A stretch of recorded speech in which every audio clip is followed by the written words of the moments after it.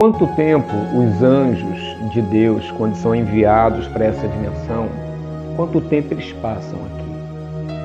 É uma resposta muito interessante que eu vou dar e eu espero que você esteja bastante atento a esse momento tão especial, porque eu creio que anjos do Senhor estão ministrando a nosso favor neste momento. Deus, Ele sempre tem anjos específicos para atuar na nossa dimensão, para nos abençoar, para quebrar estruturas que nos prendem, para vencer exércitos que nós não temos forças para vencer, na maioria das vezes nós não temos, e ao mesmo tempo esses anjos, eles têm a função de nos guardar, de nos proteger de forças e de ataques que nos sobrevêm do mundo espiritual. Quando a gente lê Gênesis, capítulo de número 32, o versículo de número 26 em especial, nós podemos ali de maneira resumida perceber que aquele anjo que está lutando com Jacó, ele percebe que o dia está para amanhecer. E quando ele percebe isso, visto que Jacó está lutando com ele, está lutando em favor da sua bênção, em favor da sua família, em favor da sua geração, aquele anjo então percebe que está chegando o momento dele se retirar, se apresentar nas dimensões celestiais, prestar o seu relatório ao Eterno e ao mesmo tempo ocupar as suas funções lá. Só que Jacó está agarrado a ele, Jacó está preso a ele, e Jacó não tem a intenção de soltá-lo enquanto algumas coisas não acontecessem na sua vida. Será que não é isso que está acontecendo conosco nesse momento?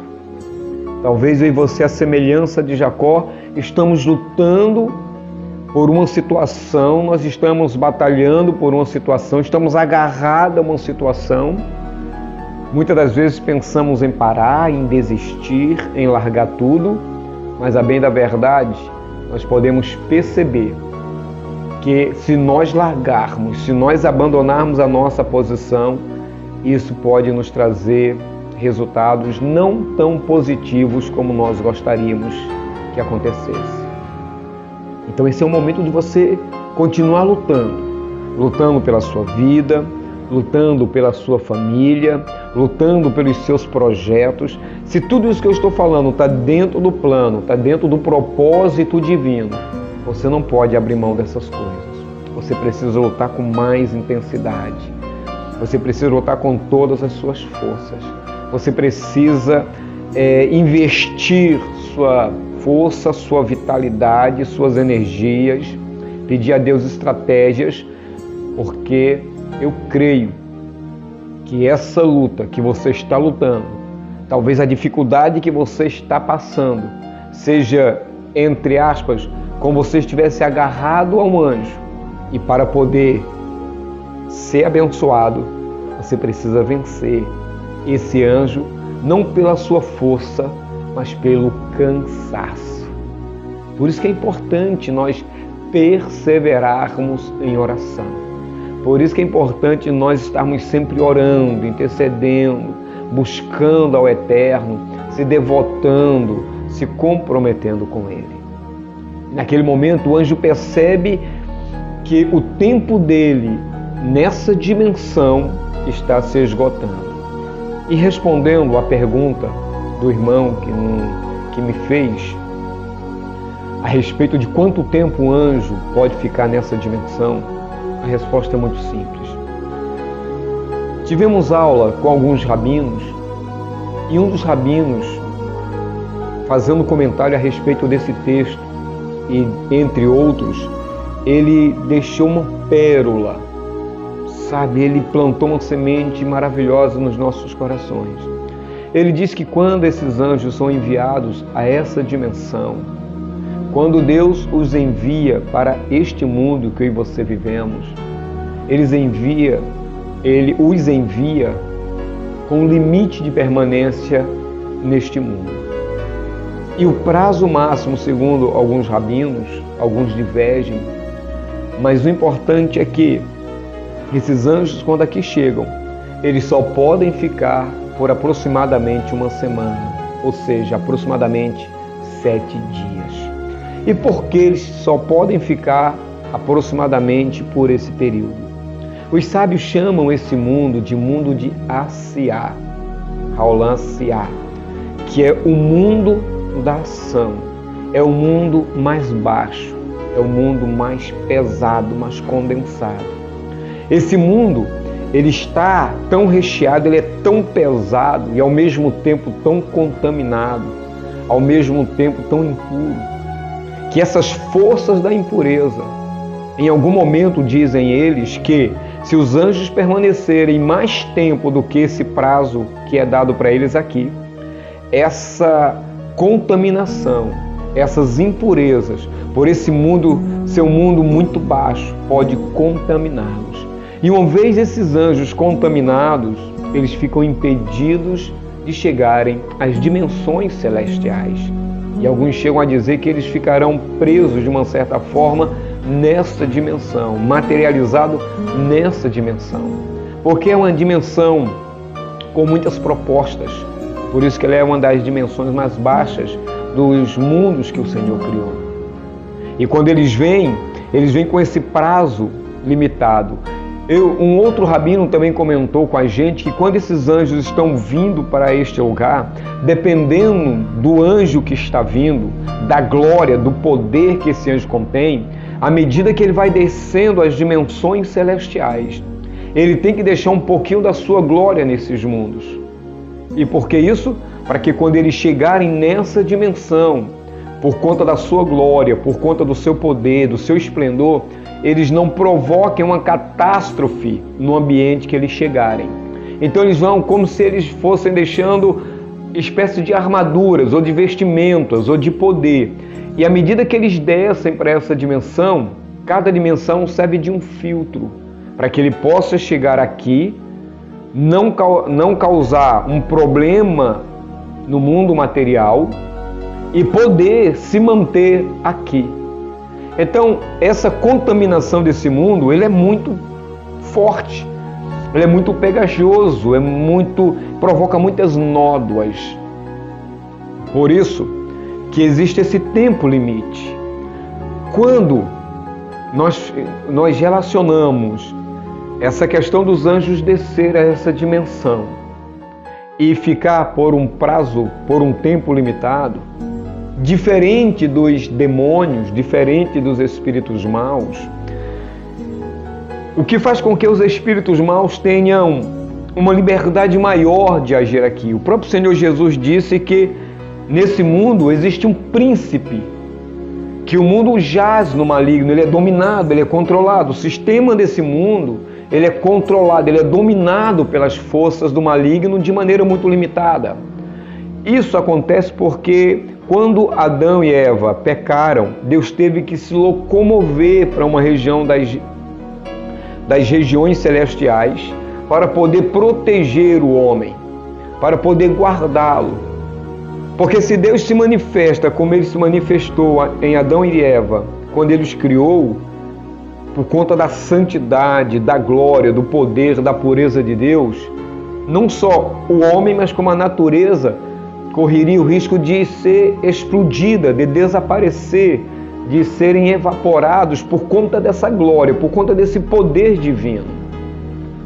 Então o que é que Deus faz? Deus, sabendo que o homem pecou, ele se locomove para uma das dimensões celestiais, que serve como filtro para poder se comunicar para poder comunicar ao homem, para poder dar esperança ao homem, para poder dar condições a esse mesmo homem de mudar a sua situação.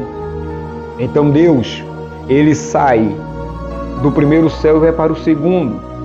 Mas à medida que o homem vai pecando, entre aspas, vai havendo também uma necessidade de Deus ir se movimentando entre os céus até chegar ao seu trono. Do seu trono até o nosso mundo existe um filtro, aonde esse filtro permite que o homem viva. Esse homem vivendo, Deus lhe dá, por conta desses filtros, a oportunidade de arrependimento e de transformar a sua vida. Então, o que eu quero dizer com esse movimento de Deus em cada um desses céus? Foi necessário Deus ir se ocultando do homem para que o homem não fosse destruído. Através disso fosse dado condições ao homem de arrependimento diante de tantas fases, diante de tantos processos que o próprio Deus ocasionou, promoveu para que isso acontecesse até os nossos dias e até a volta do Mashiach. E ao mesmo tempo que ele fez isso, ele também, no seu trono, ele detém o controle soberano de toda a criação. Porém, como esse ambiente, ele foi permeado de pecado, de desobediência, de rebelião contra o próprio Deus, ele criou nessa parte baixa desses mundos criados um ambiente apropriado para os demônios.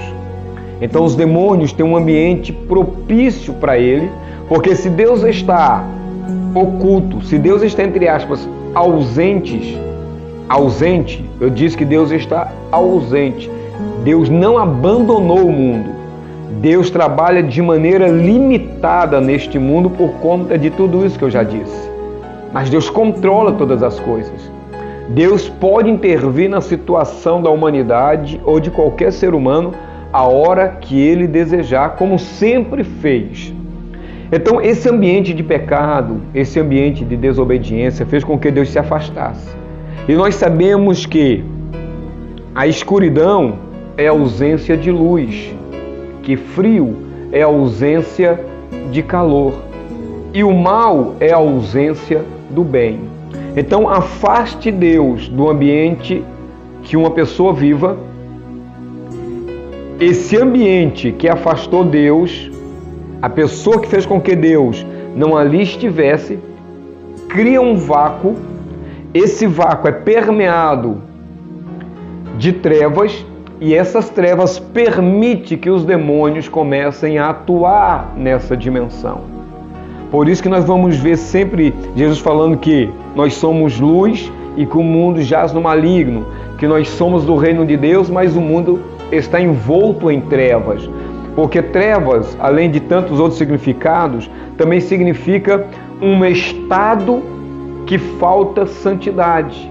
Impureza é a ausência de santidade. Quando existe a ausência de santidade, existe um vácuo que dá liberdade das trevas se instalarem, e essas trevas se instalando por conta dessa ausência de santidade, por conta da ausência de Deus ou de qualquer coisa relacionada a Ele, permite que os espíritos maus possam atuar naquele ambiente. Então, o que faz com que os espíritos maus possam atuar nesse mundo é justamente esse nível elevado de impureza, esse nível elevado de pecado. E nós temos visto aí em todo o planeta Terra, nas nações poderosas desse mundo, tirando Deus, arrancando Deus da onde Ele deveria estar. E à medida que o homem vai tirando Deus, proibindo a leitura da Bíblia, proibindo o culto público, proibindo isso, proibindo tudo relacionado a Deus, ele vai criando um vácuo, ele vai criando um ambiente de trevas, e quem vai ganhando nessa história toda é o príncipe das trevas. E é por isso que o Senhor vai nos dizer através da sua palavra que é necessário que o homem passe por um processo de santidade. O que é um processo de santidade? É um processo de purificação dos pecados que o homem passa quando ele encontra Jesus Cristo. Ele passa por esse estado de purificação. Esse estado de purificação é um estado de santidade. Esse estado de santidade cria um ambiente propício para que Deus possa atuar, para que Deus possa trabalhar, para que Deus possa se manifestar naquele ambiente. E uma vez que Deus começa a se manifestar naquele ambiente, naturalmente aquele ambiente se enche de luz. E se enchendo de luz, de maneira também muito natural, é dissipado as trevas. E dissipando-se as trevas, os demônios não podem atuar. Os demônios não podem exercer suas funções nesse ambiente de luz.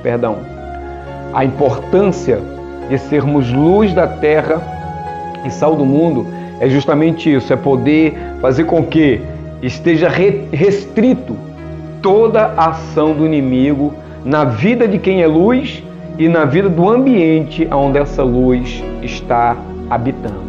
Por exemplo, neste momento que nós estamos aqui travando esse relacionamento espiritual, mais luz está sendo emanada de Deus para o teu coração, para a tua vida, para o teu entendimento, para o teu conhecimento. Isso faz com que algumas escamas, alguns lados escuros, alguns aposentos escuros da sua fé sejam iluminados. E à medida que vai sendo iluminados, você vai descobrindo que aquilo é errado, que aquilo é perverso, que aquilo desagrada a Deus, que isso atrai mais espíritos maus, que se eu fizer isso eu atraio mais a presença de Deus, se eu deixar de fazer isso eu glorifico a Deus, porque toda a nossa vida espiritual interior, ela vai sendo iluminada, ela vai sendo clareada pelo poder da palavra de Deus e do conhecimento, visto que a palavra luz está muito ligado a conhecimento. E conhecereis a verdade. Quanto mais luz da verdade você tiver, mais liberto você será. Então é assim que, de certa forma, de maneira muito limitada, o mundo espiritual funciona. Então, nesse momento que nós estamos aqui, nós estamos criando uma luz espiritual em nossa volta, principalmente dentro de nós, porque Deus vai nos usar. Da mesma forma que o maligno usa as pessoas para criar mais trevas, Deus também nos usa para que seja criado mais luz. E existe então esse confronto entre luz e trevas. E eu creio que você que está me assistindo, que está me acompanhando, que é membro desse canal, você está preenchido de uma força que vai iluminar mais a sua vida e que vai destronar principados e potestades que porventura estejam atuando na sua vida. Vamos orar? Deus, eu te louvo por esse momento. Eu te engrandeço, Senhor, porque Tu és fiel em todo o tempo. A Tua benignidade dura para sempre. Meu Deus, eu te louvo e te agradeço porque o Senhor tem derramado mais luz sobre nossas vidas. Mesmo que nós não estejamos vendo iluminar algo maior do que nós gostaríamos que estivesse, isso não quer dizer que o Senhor não esteja trabalhando, não esteja nos iluminando. E para que nós possamos termos ideia daquilo que acontece ao nosso redor. Como nos falta o dom de discernimento espiritual, para que nós não sejamos enganados por aqueles espíritos malignos que têm o poder de se disfarçarem, de se camuflarem, de se fingirem serem anjos de luz, conduzindo tantas pessoas para as trevas. Mas nesse momento, eu uno a minha fé com a fé dos meus irmãos, com esses guerreiros da luz, com esses escolhidos do Senhor, com aqueles que foram lavados e remidos, que saíram das trevas e agora foram transformados em luz, para combater contra as artimanhas do diabo, contra as artimanhas de Satanás. Senhor, nós levantamos as nossas mãos para repreender todo o mal. Não é no meu nome, não é no nome dos meus irmãos, mas é no nome de Jesus Cristo.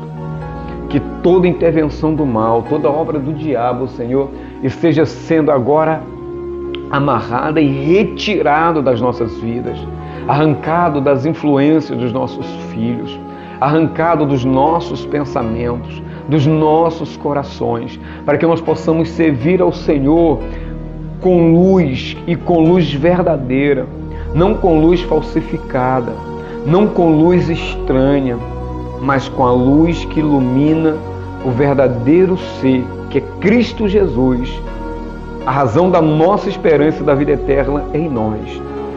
Por isso, quebra, meu Deus, essas cadeias, liberta a vida do meu irmão, liberta a vida da minha irmã, vai atuando, meu Senhor, nesse casamento, vai tirando e mostrando para eles onde é que estão as falhas, aonde estão os inimigos escondidos, o que é que eles estão ganhando, o que foram lhe ofertados, como é que eles estão predominando sobre a vida deles, e através desse momento eles possam abrir um espaço necessário para que o Teu Espírito Santo atue, iluminando cada cômodo, primeiro do ser deles, para depois do lar deles.